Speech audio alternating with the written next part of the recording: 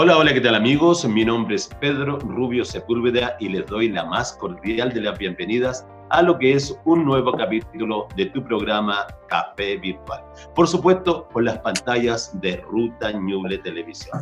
Les recuerdo que nos pueden ver a través de YouTube y a través de Facebook y nos pueden escuchar a través de Spotify.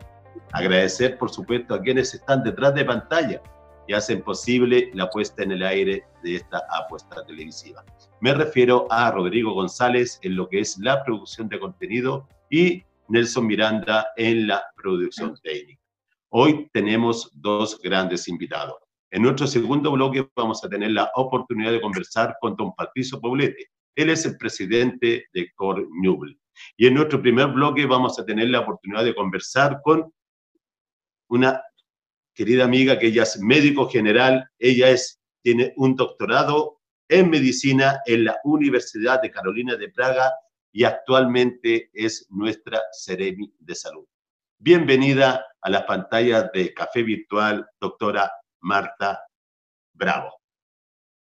Hola, muy buenas tardes. Muchas gracias por la invitación y esperamos que podamos responder a todas sus consultas. Claro, y además que yo creo que la consulta que tiene la comunidad. Bueno, como primera pregunta, yo creo que es muy necesaria. Pasado 4 meses y medio, ¿cuál es su análisis con respecto al manejo de esta pandemia acá en la región de Ñuble? Bueno, después de 4 meses y medio hemos vivido todas las situaciones en nuestra región. Hemos estado en cuarentena desde el 30 de marzo en Chillán y Chillán Viejo. Tuvimos un cordón sanitario que también se inició el 23 de marzo. Luego ha venido la estrategia de testear, trazar, aislar en las residencias sanitarias.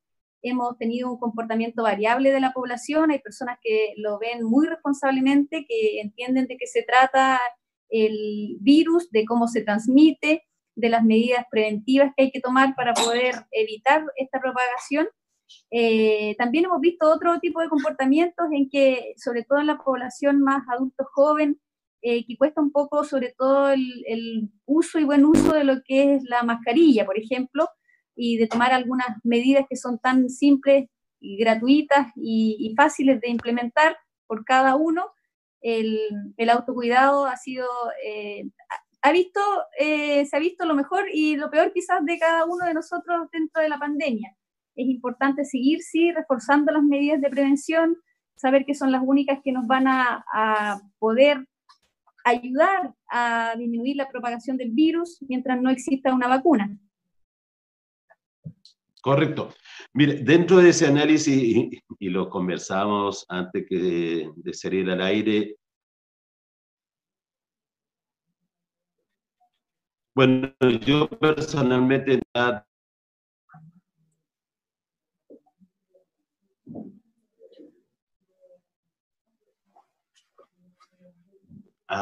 el 70% del comercio de la ciudad de Chillán. Y la verdad que se ve bastante gente en lo que son las cajas de compensación, lo que son los bancos y ahora últimamente con lo que es el tema de las AFP, producto obviamente el retiro del 10%.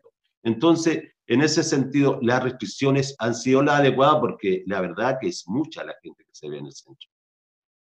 Sí, bueno, por una parte hay que entender que, como ya lo mencionábamos, mientras no existe una vacuna, nosotros tenemos que aprender a vivir y a convivir con la pandemia.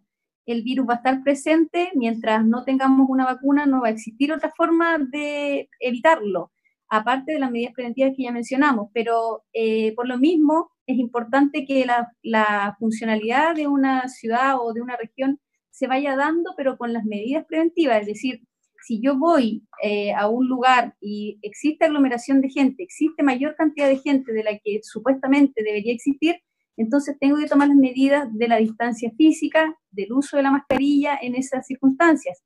Hay personas también y hay locales en que se han implementado con el uso del alcohol gel para las personas que van a consultas, y esto es esencial también para que entendamos que vamos a tener que vivir con el virus y tenemos que aprender a vivir con el virus.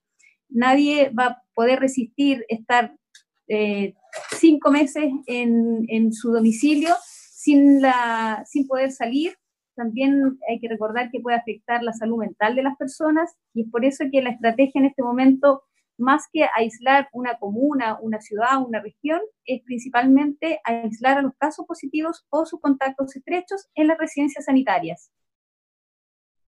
Con respecto a ese mismo tema de la residencia sanitaria, la gente, los ciudadanos acuden en su gran mayoría a esta residencia, o ellos lo hacen en sus casas o prefieren hacerlo en sus casas. ¿Cuál es la opción más válida o la que más toma la gente? A ver, hemos tenido ambas situaciones. Hay personas que prefieren quedarse en su domicilio cuando tienen las condiciones adecuadas también para realizar un aislamiento, pero la verdad es que la forma más adecuada de realizarlo y en un lugar que tenga y cumpla con todas las condiciones son las residencias sanitarias. Recordemos que son hoteles donde está la alimentación garantizada, donde está el control clínico garantizado también, y por otro lado, que es muy importante, en caso de que exista alguna diferencia o alguna complejidad o que se agraven los cuadros clínicos, entonces está la posibilidad directa del llamado de una ambulancia, del SAMU en este caso también, para que pueda ser trasladado a un centro asistencial. Y así la familia no tenga que preocuparse de esta situación, del caso en particular de cada familia. Ahora también es muy importante explicar de qué se trata, por qué es tan importante realizar una cuarentena en una residencia y no en su propio domicilio. Cuando nosotros tenemos un caso índice, un caso primario en una familia, y en nuestras casas habitacionales existen lugares comunes, como son el baño, la cocina, el living, lamentablemente se da la posibilidad de que también se contagie el resto de la familia. Correcto. Al contagiarse el resto de la familia, yo voy a necesitar de una persona externa que me pueda ayudar con los víveres. Esa persona externa que me va a traer los víveres también se puede contagiar. Si se contagia, puede llevar el virus a su propia familia, y así se ve una especie de efecto dominó en el contagio y en la propagación del virus. Y ese efecto el que nosotros podemos contrarrestar si una vez que nosotros tenemos confirmado el caso índice de esta familia, el caso primario, lo aislamos adecuadamente en esta residencia sanitaria, sin la necesidad de tener problemas de la alimentación o de otro tipo. Todas las condiciones las va a tener dentro de esta residencia sanitaria. Todo lo que necesite lo va a tener dentro de esta residencia sanitaria, y así también está evitando y siendo responsable de que no se contagie el resto de su familia. O sea, asumimos que es 100% recomendable, ¿cierto?, ingresar a una residencia sanitaria que estar en su propia casa, porque directa o indirectamente hay un nivel de riesgo importante. Lo otro que también le quería comentar con respecto a la votación técnica del hospital de Chillán y toda la cadena, ¿cierto?, de salud, no hemos tenido ningún tipo de inconveniente con lo que es la capacidad de las camas UCI, de los respiradores mecánicos y también del personal que apoya en el que nos apoya en esta pandemia. Sin duda que hemos tenido casos que se han contagiado dentro de los centros de salud, pero ha existido, no hemos tenido problemas en los reemplazos, se ha orientado y se ha también organizado también el personal de tal forma de que no exista escasez de personal, de recursos humanos. Y respecto de lo que son los ventiladores mecánicos y las camas, la verdad es que nunca hemos tenido problemas de saturación. De hecho, en este momento tenemos sobre el 30% de camas críticas que está disponible para pacientes COVID y no COVID. Entonces es muy importante saber también que si bien es cierto el número de contagiados va aumentando en relación al acumulado completo de la cantidad de casos confirmados, nunca ha habido saturación de la red asistencial de nuestra región. De hecho, también hemos recibido pacientes de otras regiones, de Santiago, de Antofagasta, que se han recuperado y han vuelto a sus domicilios gracias también al trabajo que ha realizado el equipo de salud dentro del hospital. Otra consulta, ¿qué es lo que tiene que hacer una persona en su trabajo si presenta los síntomas del COVID? Ejemplo, nosotros, bueno, yo trabajo en Correo de Chile, ¿cierto? Y nosotros estuvimos parados solamente un mes y tenemos la oportunidad de trabajar en forma parcializada, cosa que se cumplan todos los requisitos, ¿cierto?, de la distancia social, pero en caso de que una persona presentara los síntomas, cuáles son las recomendaciones y cuál es, digamos, la labor que tiene que cumplir la autoridad sanitaria en estas circunstancias. Sí, aquí es muy importante el autorreporte y el autoaislamiento. En primer lugar, el autorreporte, ¿de qué se trata? Si yo tengo sintomatología, cualquiera sea que pueda dar indicios de tener la patología, ¿cierto? O que además tengo el antecedente de haber tenido un contacto estrecho con una persona confirmada, yo tengo que autorreportarme con mi empleador, en primer lugar, y también a un teléfono que está dispuesto, que puede ser la línea 800 del Servicio de Salud o la línea 800 de Epidemiología de la Seremia de Salud, de tal forma que reporte esa sintomatología, reporte que tiene sospecha, ¿cierto?, de tener el COVID-19, y de acuerdo a eso se organiza también la toma de PCR en el domicilio, o en algunos casos se les va a decir o se les va a orientar para que concurran a un centro asistencial a la toma del test.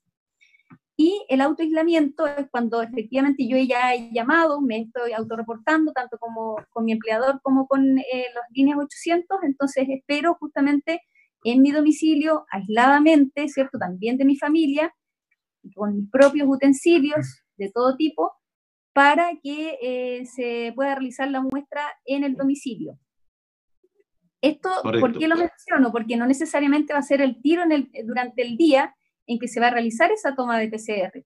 Entonces, es necesario que la persona se autoaísle con todas las medidas de seguridad, como lo mencionaba, con sus propios utensilios, para que cuando el equipo pueda ir a hacer la toma, que no necesariamente va a ser durante el día, ya la persona haya tomado estas medidas y esté previniendo la propagación del virus dentro de su familia. Consulta, algunas empresas que tienen una exposición grande con el público, en el caso de la empresa Correos de Chile, ahora, bueno, nuevamente los parquímetros han salido, ¿cierto?, a cumplir sus funciones en la calle. ¿No existe la posibilidad de hacer algún tipo de examen aleatorio en esta empresa para poder, en este sentido, tener un máximo de prevención? Porque el nivel de exposición que tienen ellos con la comunidad o que tenemos es muy alto. Sí, igual voy a aclarar un punto. Es importante que todas las personas que estén expuestas, obviamente que se puedan tomar mayores medidas, pero la prevención, el test en el fondo no es el que da la base de la prevención. El test lo que dice en el fondo es la confirmación diagnóstica. Entonces, por un lado, la prevención es principalmente las medidas que ya conocemos, la distancia física, el lavado de manos, el uso de mascarilla. Y cuando hemos tenido nosotros algún caso específico en algún lugar, hemos ido a la búsqueda activa de casos justamente con la toma del PCR.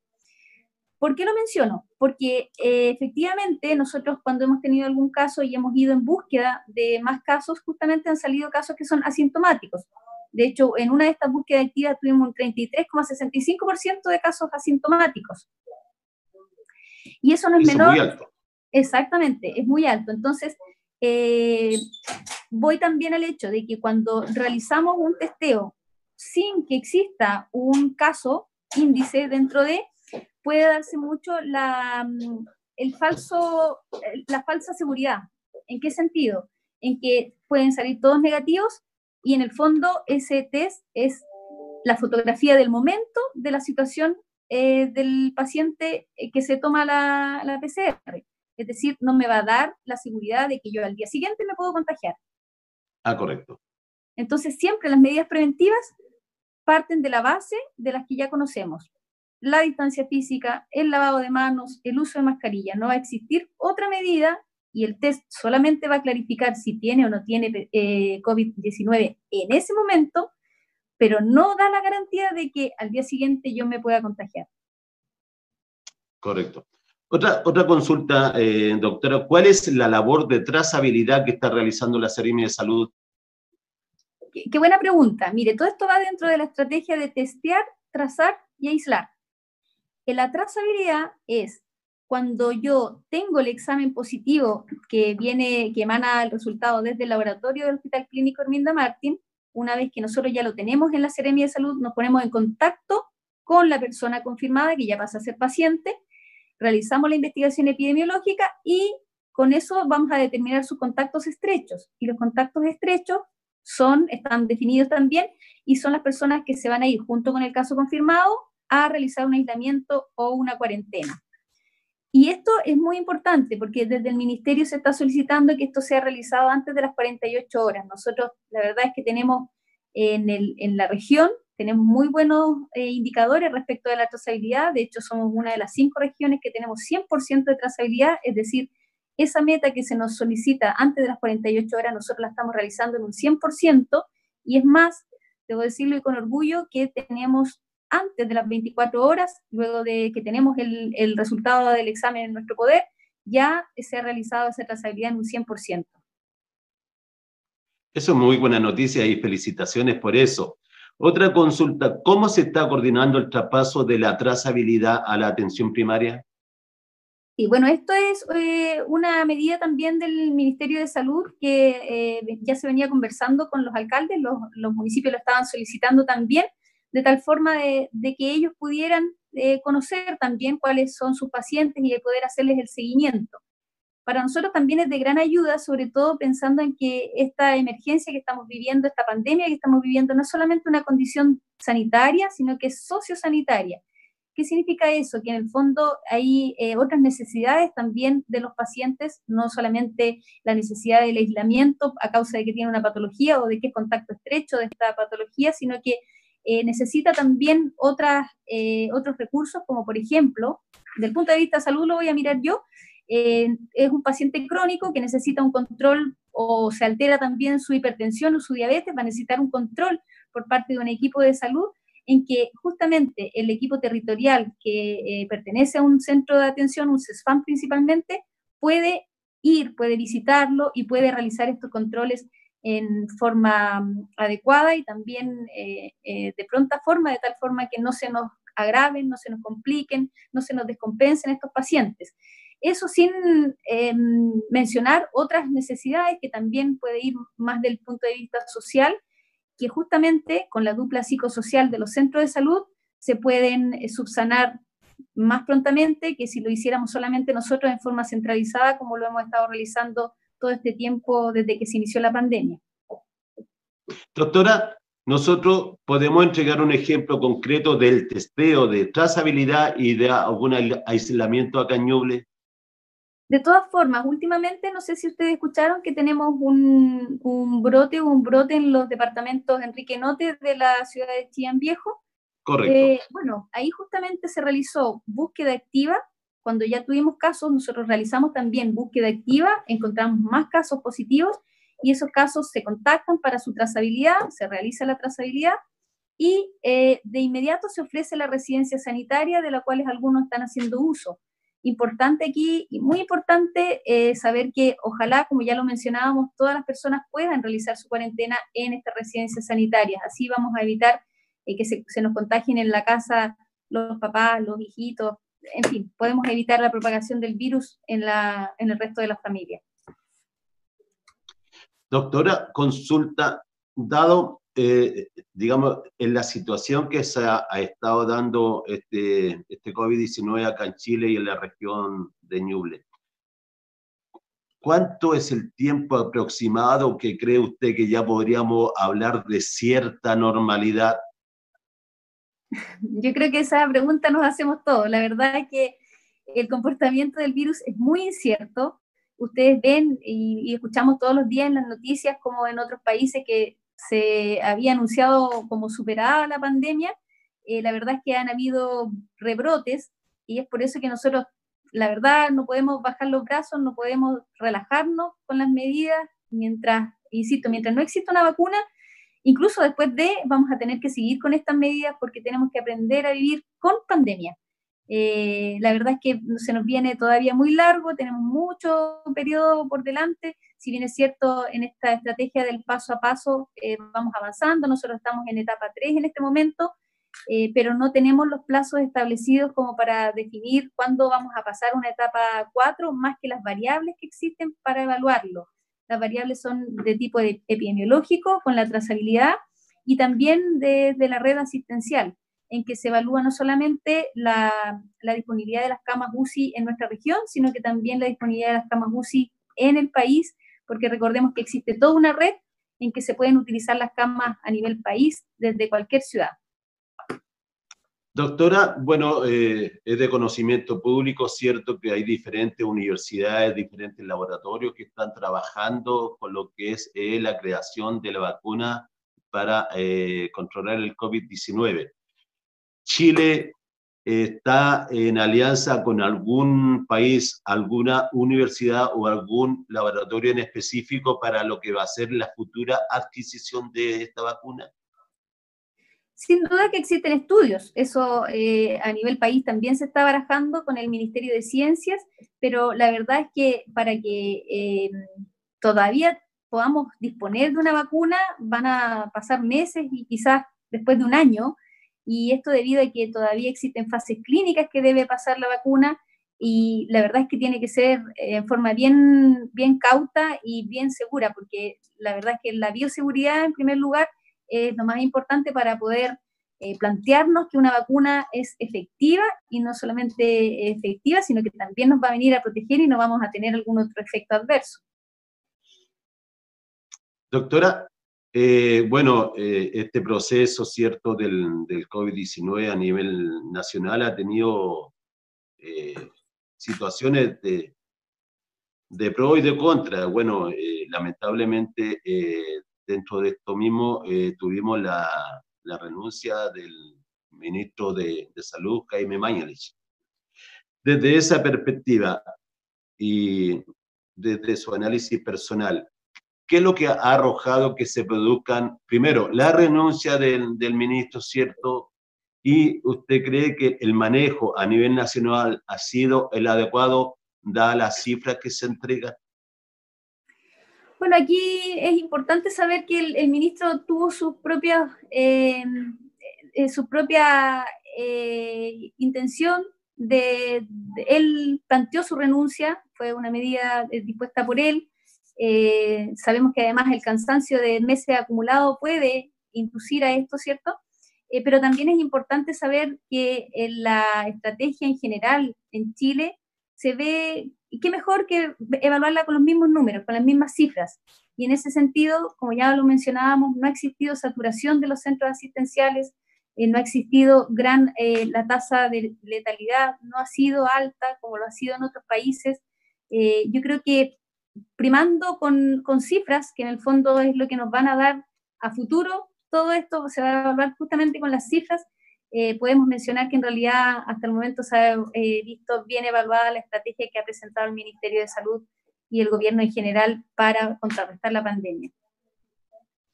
El otro día tuvimos la oportunidad de entrevistar y conversar con don Miguel Ángel San Martín. Él está radicado hace mucho tiempo, ¿cierto?, en España, en Madrid, y la verdad que él nos contaba que la única forma que se puede controlar en forma concreta la expansión del COVID-19 es a través del confinamiento. Mi consulta, nosotros como país no estamos preparados, o las diferentes circunstancias, tanto económicas como sociales, no se daban para haber tomado una medida de esas características. Bueno, en Chile sí se ha tomado, de hecho todavía hay comunas que están en confinamiento. Es importante saber que el confinamiento en nuestro país se evaluó en forma dinámica y se sigue evaluando en forma dinámica.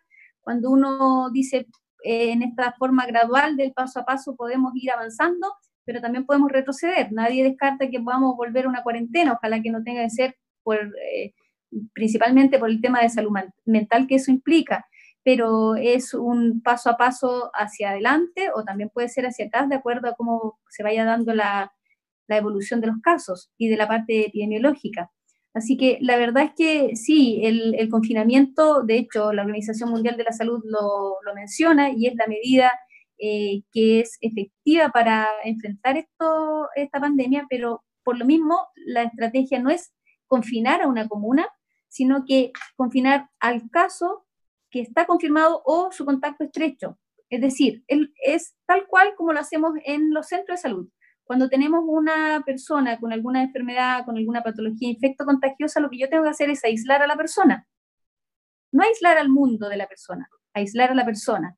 Y en este caso, por eso es muy importante que la gente entienda cuál es el sentido de la residencia sanitaria para aislar justamente a la persona que está con la enfermedad infectocontagiosa. La verdad, bueno, como experiencia personal, el desgaste psicológico, doctora, es tremendo. Un ejemplo, uno personalmente, que todos los días tiene que salir a la calle con un nivel de exposición muy alto, donde yo creo que nosotros como funcionarios de correo tomamos todas las medidas de resguardo que corresponde y que recomienda la autoridad, pero igual, o sea, hay un nivel de exposición que está ahí y que está latente. Y eso es muy desgastante, y lo decía como análisis. No puedo terminar esta conversación, doctora, sin preguntarle en qué nivel de avance va nuestra gran joyita que vamos a tener, como lo es el futuro Hospital Regional de Ñuble. Bueno, ahí está, justamente se está construyendo. Lo importante también para la región es que nunca se han detenido las faenas en el hospital. Estamos, la verdad, tanto como la gente, estamos todos con altas expectativas respecto del hospital. Obviamente no va a ser a temprana fecha, pero sí lo importante es que se construya en forma segura, va avanzando día a día y no se ha detenido ninguna construcción justamente a causa de ningún contagio ni nada. Más bien se mantiene la construcción y se construyen también otros centros de salud dentro de la misma región. Así que muy contentos de que sigan avanzando y que sigamos construyendo más salud para Ñuble. Doctora, como canal, como programa, la verdad la queremos felicitar por el tremendo trabajo que usted ha realizado acá en la región de Ñuble. Las cifras así lo demuestran, así que en ese sentido las felicitaciones a usted y obviamente a través de usted a todo el equipo que trabaja al lado suyo. Le damos las pantallas de Café Virtual para que le entregue un saludo a la gente y lo más importante, las recomendaciones pertinentes. Sí, bueno, de todas formas, tal como usted lo menciona, la verdad es que yo soy la cara visible de una institución, pero en realidad los que se han sacado la mugre son justamente las personas que están detrás no solamente de la institución de la Seremi de Salud, sino que también de las instituciones, de los centros de salud en general. El personal de salud, la verdad es que hay que sacarse el sombrero. Han estado batallando día a día contra la pandemia y también contra otros problemas de salud, que si bien es cierto han disminuido en este periodo, sobre todo otras infecciones respiratorias, pero la verdad es que han estado ahí a la altura justamente de lo que es la pandemia, y cada uno, la verdad, ha aportado con un granito de arena que se hace una montaña gigante después cuando hacemos la suma de todas estas acciones que han realizado. Y lo otro, respecto de las medidas de prevención, por supuesto que van a seguir siendo las mismas. Esta mascarilla no la vamos a sacar hasta que de verdad podamos estar frente a frente sin mascarilla, y eso va a ser una vez que exista una vacuna y que sea efectiva, que sea aprobada, que no vaya a tener efectos adversos en la población. Lo más importante es la seguridad de todos nosotros, de todas las personas, así que mantener las mismas medidas que ya conocemos, que son súper simples, son gratuitas, no existe otra forma más que estas para ayudarnos, que son el lavado de manos constante con agua con jabón, el uso de la mascarilla, que la podemos fabricar en nuestro propio domicilio, y la distancia física. Pedirles que nos sigamos cuidando entre todos, porque es la única forma de que podamos sacar y salir de estos airosos. Reiterar nuestras felicitaciones, doctora. Bueno, eso ha sido nuestro primer bloque con una gran conversación con la doctora Marta Bravo, Seremi de Salud de la región de Ñuble. Hacemos una pausa y en el segundo bloque nos encontraremos con don Patricio Poblete, presidente de COR Ñuble. Una pausa y ya volvemos.